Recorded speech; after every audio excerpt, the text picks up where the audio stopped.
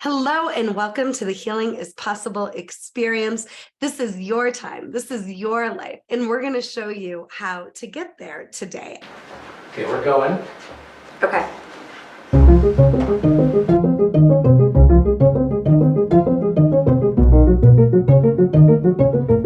3, 2, 1, we're going.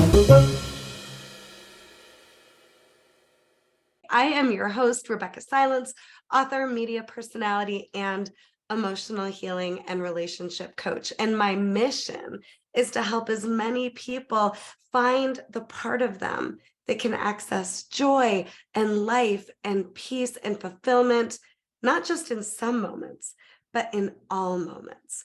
Today, I have a very, very, very special guest, an expert on the subject of healing, here with us to just share his zone of genius. And we're going to let this conversation grow organically. Welcome to the show, Zach Rehder.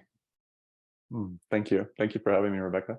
I am so honored to be here. So I met Zach in a breathwork class. My husband, Mark, and I, we do a weekly date and we alternate who plans the date every week. And this particular date was planned by Mark, who had never done a breathwork class before. And we both just had such a wonderful time. And it was quite lovely. You're not from Colorado where we live. You're in Arizona, but just so happened to be in Boulder, and we had the most wonderful time with you. Yeah. I used to live in Colorado, but yeah, now I live in Arizona.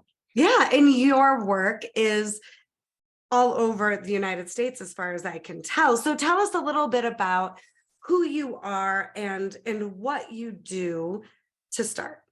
Oh, that's a good question. That's a big question. As far as I've been doing healing work for the last at least 15 years, and that's been dance and energy work and breath work and intuitively guided presence work, we could say. What do I want to say about that? It's funny. Where would you like me to go with that?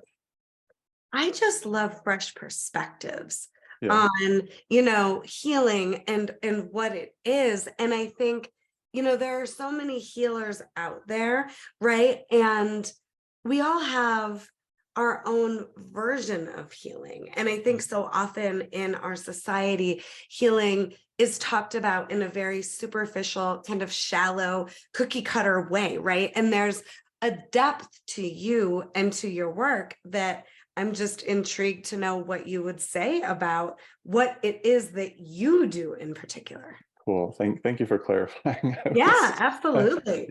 Yeah. So healing to me is connecting, coming back to our truth. And so that is what all of my work is about. It's like, it's not right. Not giving anybody any information. It's like, we already know. And so, but how do we find that place, and how do we find that place? How do we connect even deeper with ourselves? And so that's kind of the thread in everything that I do is pointing people back to themselves.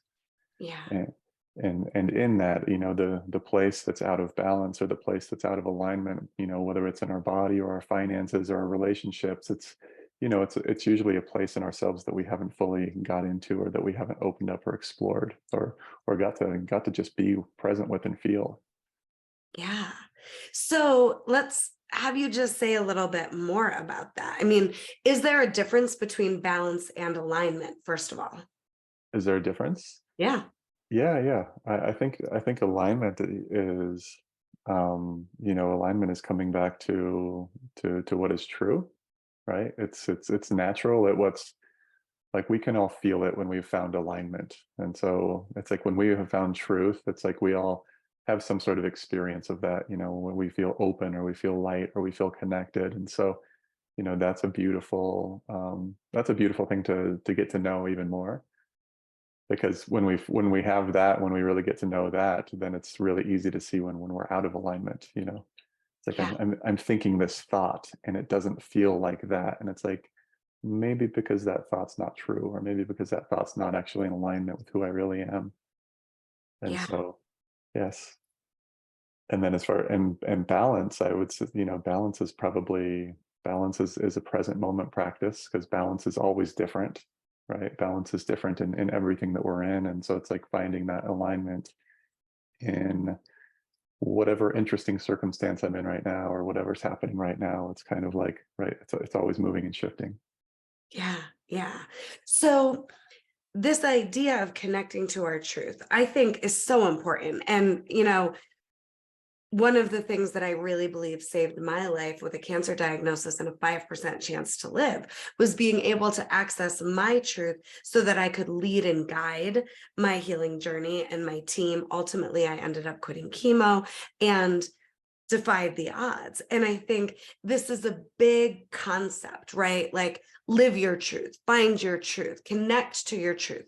But for so many people, this is almost the most insurmountable, goal to achieve. So, I just want to say right here, right now, I don't think there is a right or a wrong way to live or heal or lead or choose. There's just what works for us. So I would never say that anyone else going through cancer should quit chemo. That just was what was correct for me, right? So what guidance, what wisdom would you offer our community around how in the hell do they actually know what their truth is, let alone find it, let alone connect to it, let alone take action that's in alignment with it? Yeah. I think one of the easiest things is to start finding all the things that are not true. I love Right. that. Yes. Right. It's like we find these Yeah. things, and maybe we're making thousands of decisions a day, and like how many of them are coming from truth, how many of them are coming from programming, or what I'm supposed to do, or trying to control or manage, or any of those things. And so it's like finding all the things that are not true, and so I'm a big fan of, just I've been questioning every thought that I've ever heard in my head for the last, long period of time, and questioning the truth of those thoughts.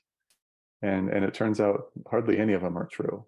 And so it's like to entertain, to take on this idea, whatever this idea that I'm not good enough. Never met anybody that feels good when they're playing in that realm. Like, it doesn't feel good. And so Yeah. it's like, wait, what if that's not true? Okay. And put a little bit of space between me and the belief. A lot of times we get tied up in the beliefs. It's like, no, this is just a thought. It's where I've identified with a thought, that's where the misalignment takes place. That's where we get tied up in it. And so to even just realize, it's like, wait, I know this isn't true. And to have the instead of, I know our mind is, well, what is true then? That's mind wants to do that. It's like, well, what if we just know that one is not? What if we get to just keep it simple, instead of coming to what is true? It's like, well, that piece is not, and let's set that aside. Cool. How Yeah. does that feel? Well, I feel a little better, or I feel a little lighter, or I feel a little more connected. And it's like, that's always a good sign that we're getting closer to truth. I love that. And I highly recommend Byron Katie's work for this, right? The inquiry and the challenging your thoughts. You can go, I think it's thework.com, and learn Byron Katie's process for how to challenge your thoughts, how to turn them around is what she teaches. But you said something that I really want to hone in on here, Zach, because I do believe it's when we identify with an untruth that not just misalignment happens, but the beginnings of toxicity, Mhm. right? It really is, how are we identifying? And a thought doesn't define our future, but we can let it. And a previous identity, a former version of who we were, isn't necessarily who we are now or who we want to be. So let's talk a little bit more about, how do we know we've identified with a thought that doesn't serve us? Mhm. By the way that it feels, right? It's like, okay, there's something here that doesn't that feels off. Okay.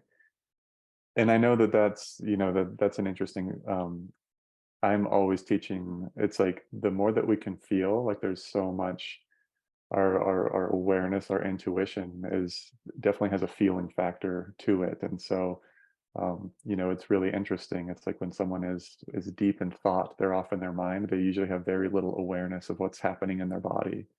And so, you know, someone's really worried about what's going to happen next month, and they're usually not in their body, and so their body's going to be tense. It shows up in the breath. The breath is like shallow or held or disconnected. And so, my two favorite practices in the entire world are breathing and feeling. Yeah. Right. And so just to come back into this, it's like, okay, cool. I was worried about next month, and it's like, that doesn't feel good because that's not even true. Right. And so that not feeling that stress or anxiety that comes with that is the invitation to actually come back home to right here and right now, to be present with my breath and with what I'm feeling right now. Yeah, I love that. And if you're available in a moment, I want to ask you to just take us on a journey of connecting to our breath, because I do think that is the one thing we can always do, is just connect to our breath and be still. And I am the emotional healing coach, and I teach that there's a big difference between our feelings about the external and what's going on circumstantially, and the emotions that are our truth, that when we feel our way through them, not only bring us back home to ourselves, but give us access to the clarity that we're looking for. Yeah. And there's a big difference between, it's like there's a big difference between feeling and thinking we're feeling. And so it's kind of like the more Oh, say that again. That's so good. so there's a big difference between feeling and thinking that we're feeling. And so Yes. it's like the more that we have, the more that our mind hijacks, right? It's like, oh, I know what this is, and I know why it is, and I know how long it's going to last, and I know who to blame it on. It's like now we're over here in some story, Hmm. and we've left our body again. And so, very much in the beginning for most people, I usually have people, it's like, hey, you don't have to understand what this is that you're feeling. Let's just feel it. Yeah. Let's make some room for it. Let's breathe with it, because this is a feeling that you probably haven't breathed with, because we've always let our mind take us someplace else. And so as we start doing that, it's like it takes the charge. It's almost like it starts disconnecting the mind from that feeling, or Yeah. like it's we actually get some space from the thought and actually get to be present with what's happening in my awareness right now. Yeah, yeah.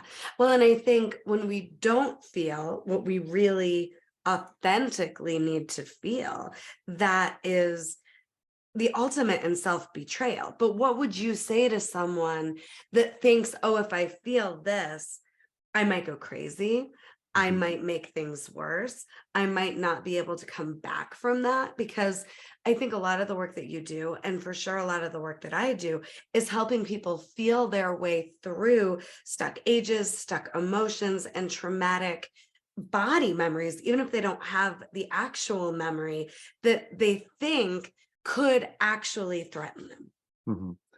Yeah, and because I think we all know that the actual sitting with anything and feeling it does bring change, right? Whether that's 1 second, whether we can be in it for a minute or whatever, like anytime we can feel something just a little bit more, that absolutely brings change.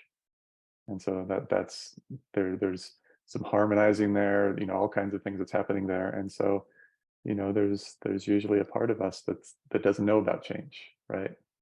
that that's not sure that change is going to be safe or that change is going to be okay. And so, right, that part of us is telling us not to feel anything. It's like, no, this could be too big, or this could go crazy.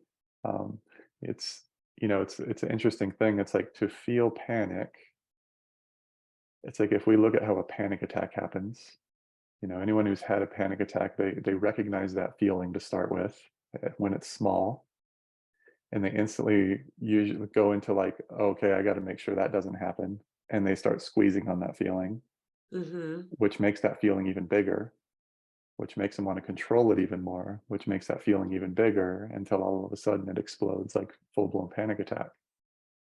And so, to just feel the original feeling doesn't take us to the bad, doesn't take us to the crazy place. It was trying to control or get away, or manage that place that turned into the place that we didn't want to go. Yeah. And so it's trying not to go to the place that we don't want to go is what takes us there. Yeah.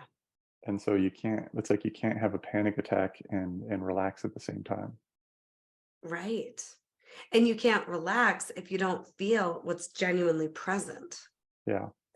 And so using the breath and relaxation, it's like it's like if we every time we relax more, and the beautiful thing about relaxing is there's no such thing as 100% relaxed, right? No matter how far you get, you can even relax more, and you can even relax more. And so every time that we relax more, it's like we become aware of more.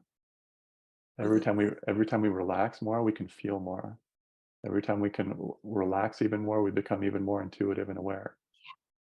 Yeah.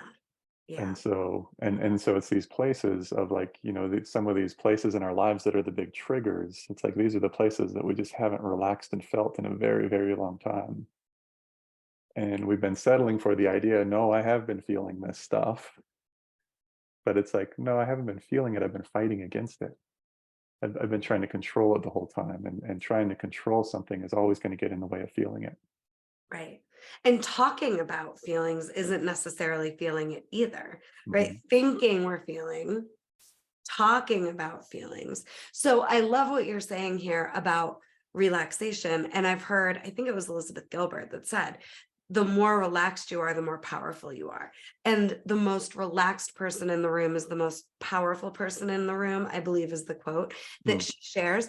So let's just go here a little bit. Can you guide us into, because what you're saying about change is profound. I believe that we all have a survival personality that we created to survive, and we Yeah. think it's who we are. And if we're suffering, it's because we think that's who we are and we haven't allowed ourselves to reinvent and become reborn. But when that survival personality starts to die, it can literally feel like we are going to die, Hmm. right? But what's on the other side of that is all of this possibility to choose who we're going to be. And I just want to acknowledge that while change can be confronting, or even at times it can feel threatening, if you don't want to live how you've been living or feel how you've been feeling, you don't have to. And you already know you can survive what you're in. So why not let yourself make room for the opportunity to let things get a little bit better? Change is inevitable, right? We nobody predicted the pandemic. Hmm.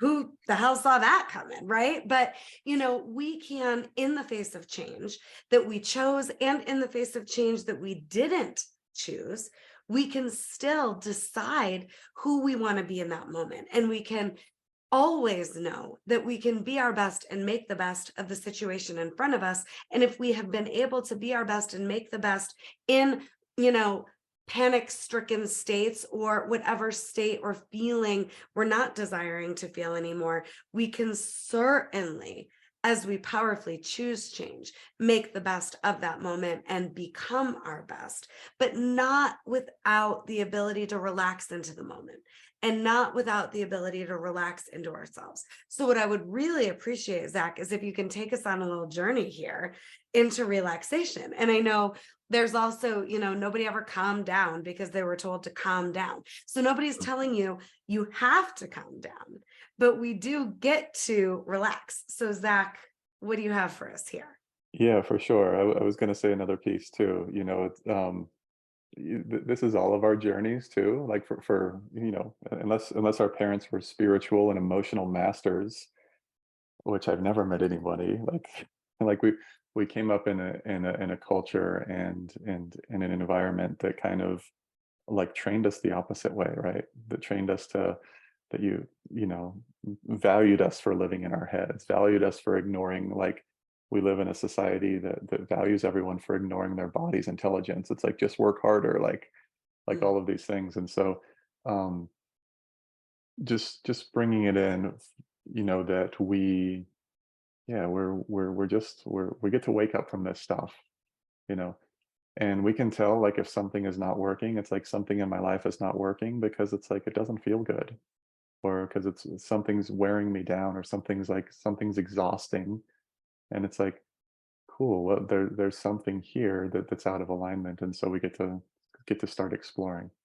Yeah. And when I talk about the again, it's like feeling, whether it's our emotions or some feeling or experience that we're having. It's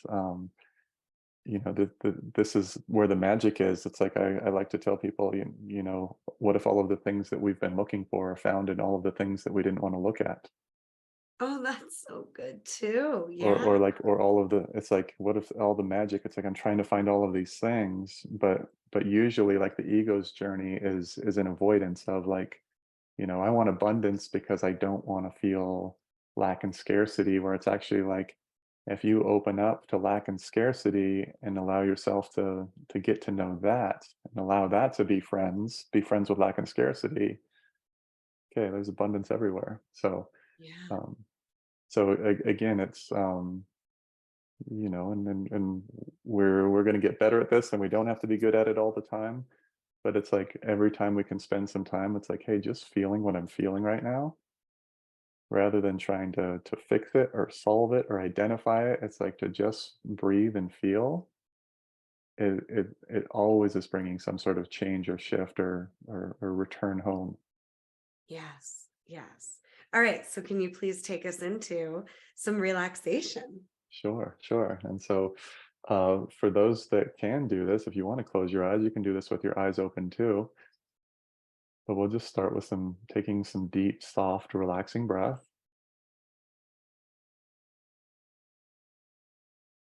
just allowing your body to soften and open.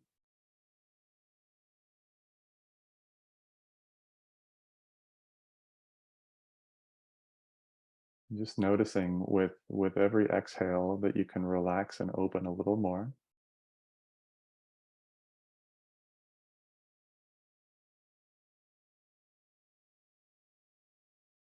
It's like each layer.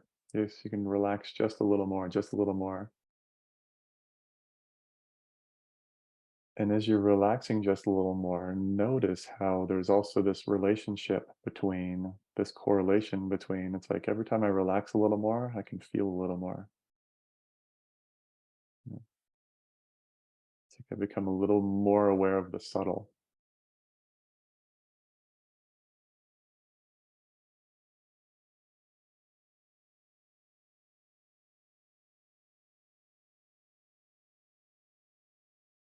And keep opening this up even more. And then we can just check in. It's like, is there anything in my system that would really like to be felt right now? It might be a sensation, could be a temperature, could be a spasm, could be an emotion. Is there anything in my system that would really love to be felt right now?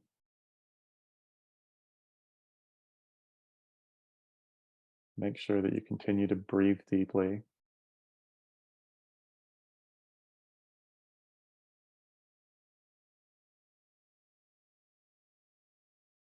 there anything in my system that would like to get almost get met from this feeling place, rather than the mind place that I've been doing it with before?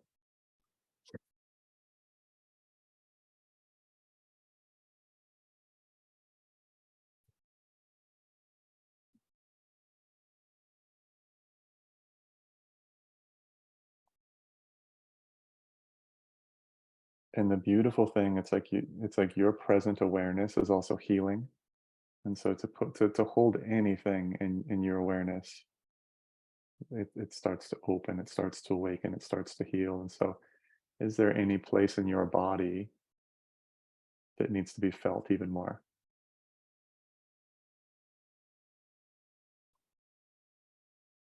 And use your breath and awareness to relax and open that place even more, so that you can feel it even more.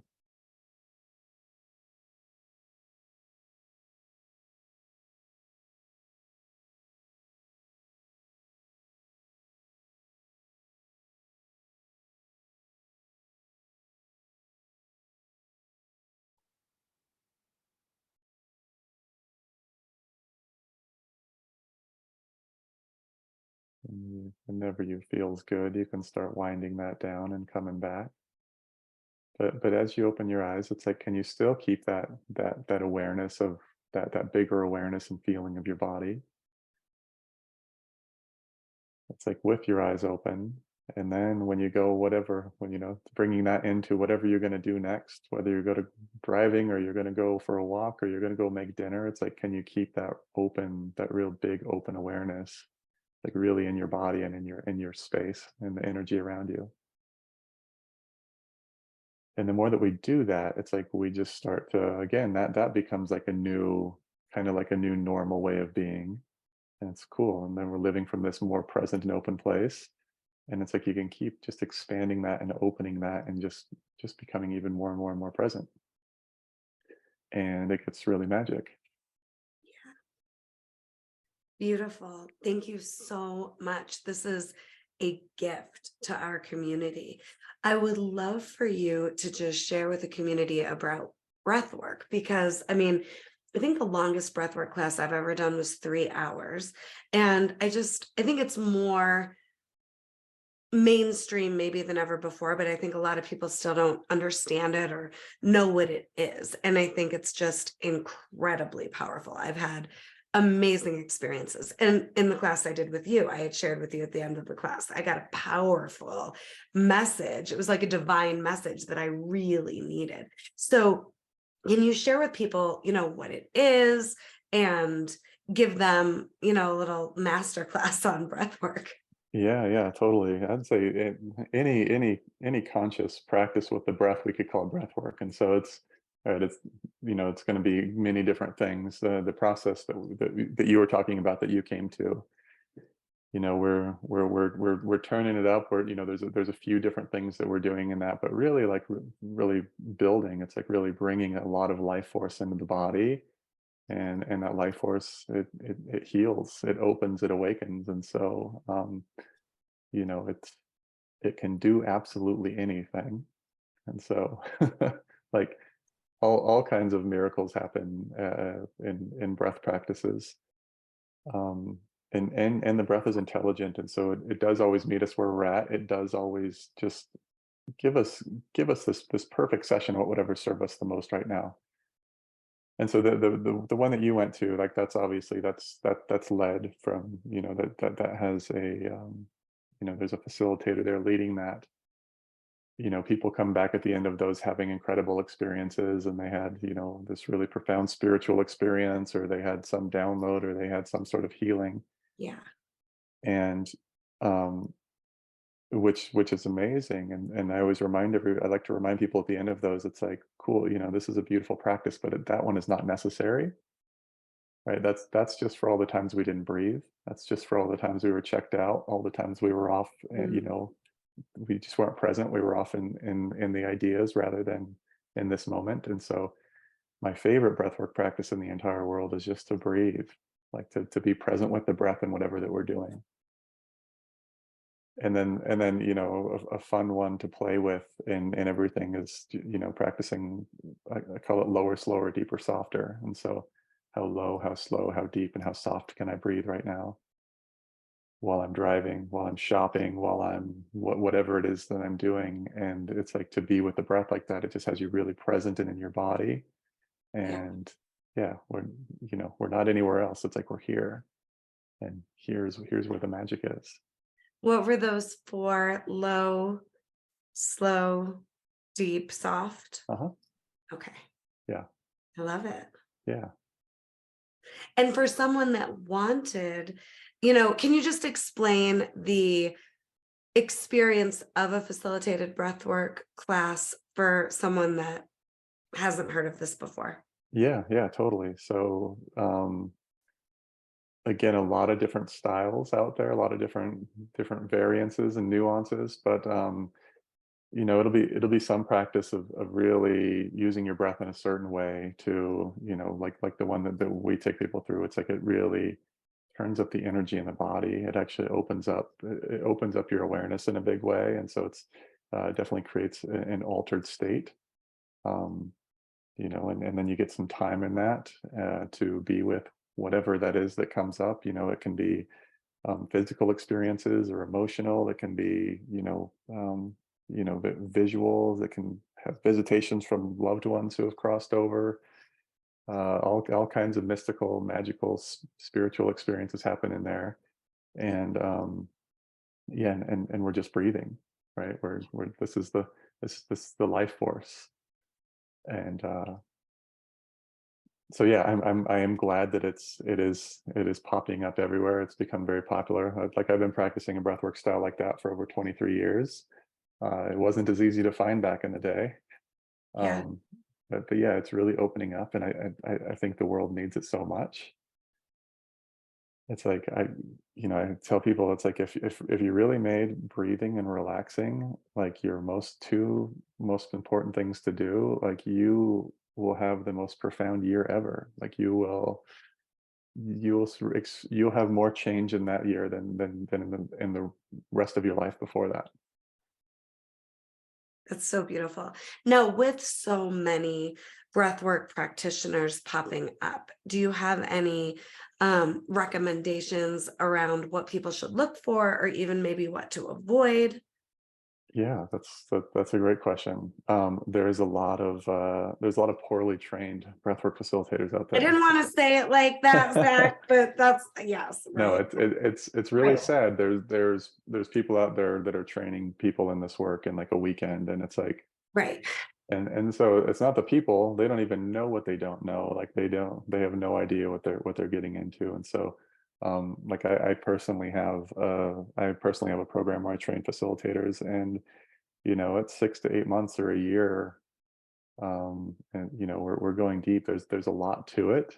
And so to be a safe space holder, and um, just to work with all of the variety of things that come up, and how to be with them. So Yeah. um, yeah, how would I know? I wish there was a way to wish there was some way to find out who the best ones are. Right. Yeah. um, I guess try it, and more and more people will be talking about it. So ask your friends. Did you Yeah. find Referrals. someone that you like to go to? Yeah, Sure. referrals are probably Right. the best out of. Yeah. Yeah. And I would recommend you, and I would recommend Alana Warlop. I don't know if you know who she is. She lives in I don't, Bali, okay, but cool. she also comes to the US. And she's who I began breathwork with, and completely, you know, led to the best year ever after I started learning about this. But I think maybe even just what would you say about, is it appropriate to ask questions around certification? Yeah, As totally. yeah, I would think that would be a smart move in 2023 with breath. Yeah, totally. Yeah, ask them about like they should have done at least a 200 to 300 hour training, Yeah. like at the minimum. And they're like, if it's 12 hours, I wouldn't necessarily go to that. Right. Yeah. Yes. And then how do people find you and in your work and access it? Because do you only do in-person work, or do you also offer some virtual options? I don't do breathwork virtual. I'm actually in this interesting transition where I'm looking at everything right now, and seeing, like I've been letting go of some things that I was doing. So some of the online like classes and stuff that I was teaching, I'm definitely in a pause on that right now. I don't know if I'm Okay. picking those up in exactly the way they are, but I'm on the road doing breathwork events. I do 5 retreats a year here in Sedona. Um, and what else? I do some phone sessions and things like that. But yeah, I'm in this really interesting space of, it's kind of like letting things go. And so I've been letting a lot of the things go that I was doing, and waiting to see what wants to happen next. Yeah. So how do people get in touch with you? My website is probably the easiest. Yeah, zachrehder.com. Okay. Okay. Yeah. And we'll put that in our comments for you all, whatever platform you're watching on. And I think For anyone else out there that feels like they're in a little bit of an in between, or in this place where they're taking inventory around what wants to stay and what needs to go, and they're not quite sure of what's coming next, I just want to say how not alone you are. I Yeah, mean, yeah. this is me too. And I think this is one of the most beautiful spiritual and sacred gifts that we all received from the pandemic. We were forced, almost, I believe, on a spiritual level, to slow down, to get more still, and to get more honest. So I see this. If anyone out there is, scaring themselves, like, wait a minute, I shouldn't let go of this cush thing, and I don't know what else is coming. This has been working, but it's not fulfilling me anymore. If you're there, I just want to say, trust it and know you can set yourself up to win. And this is your one precious life, and we don't get these moments back. And you could decide to live the rest of your life on your terms. So don't be afraid of the being present with what feels scary. Don't be afraid of the letting go of what's a no for you. And most importantly, please don't be afraid to follow your yes, to say yes to your truth. And no, even if you're not sure what that is yet, you will, especially the more you breathe and relax. And I think following our yes is the best way we serve the world and the best way we serve humanity, because that is what has us the most alive and present and able to serve as the best of ourselves at the highest levels. So I just wanted to point out, this is really going on for so many people right now. I would say if it's not going on for somebody, they might not be paying attention, right? Yeah, Like there's a big, again, yeah, yeah, it's the time to question everything. yeah. And what one of the things that I've walked people through, a lot of these processes of, um, that old way of making decisions, of weighing the pros and the cons and all of these things. It's like that's not the language that our heart speaks. Like Right. like our it's like, you either know whether it's time to leave your job today or not, and if it's not, then there's this interesting thing people do where they're kind of like, people do this a lot, like in relationships and jobs. It's like, well, I know I'm going to leave it one day, and so I'm going to kind of be in it and kind of be out of it. And it's like, all of these places where we're like splitting the fence, where it's like, no, let's commit to, like, okay, if I know that it's not time to leave today, I'm going to be in this fully. And then when it is time to leave, when I do know that it's time to leave, I'm going to be out of it fully. Yeah. Right. And none of this, that creates so much stress and anxiety. It's like all of these places. It's like, whether it's a relationship, it's like, how could you ever have a good relationship with one foot in and one foot out? Totally. Right. And I think it's important, to recognize, okay, something isn't working and it needs to reinvent, and give it your all.